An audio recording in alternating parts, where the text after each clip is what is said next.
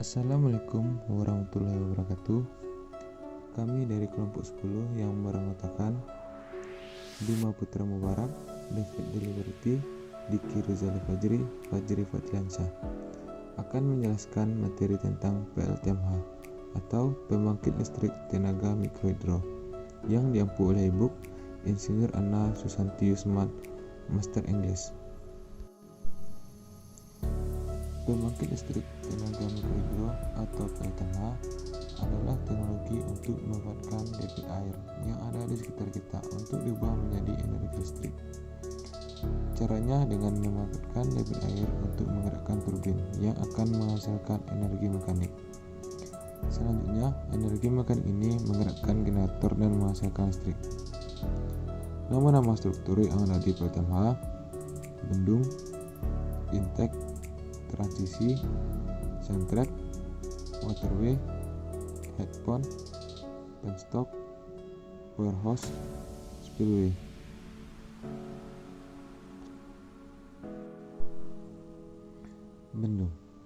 Bendung atau dam adalah konstruksi yang dibangun untuk menahan laju air menjadi waduk, danau, atau tempat rekreasi. Seringkali bendungan juga digunakan untuk mengalirkan air ke sebuah pembangkit listrik tenaga air. Kebanyakan bendung juga memiliki bagian yang disebut pintu air untuk membuang air yang tidak diinginkan secara bertahap dan berkelanjutan.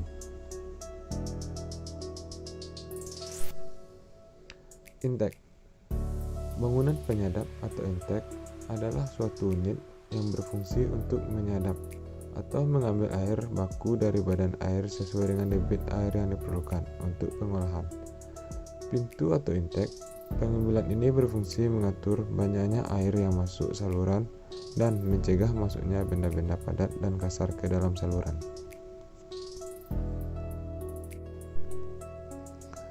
Transisi.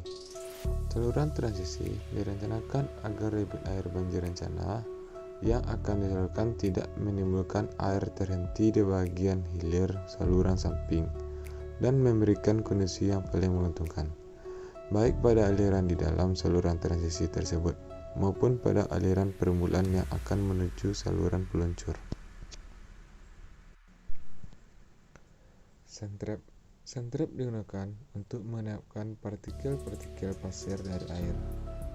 Fungsi sentrap penting untuk melindungi komponen-komponen dari dampak pasir agar tidak terjadinya penumpukan sedimentasi.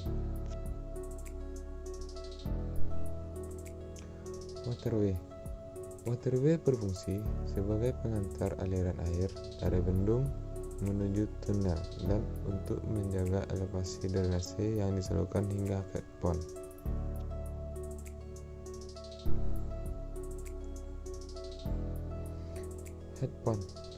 Headpump berfungsi untuk mengatur perbedaan keluaran air antara penstock dan waterway dan untuk pemisahan akhir kotoran dalam air.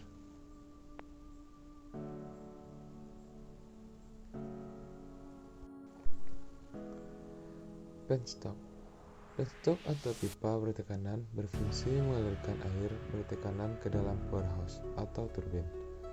Desain penstock harus dibuat sedemikian rupa agar energi potensial air tidak berkurang signifikan sehingga mampu menjalankan turbin dengan efisien.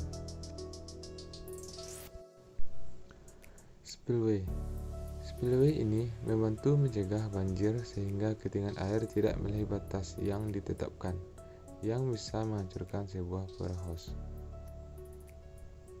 Demikian isi presentasi kelompok 10.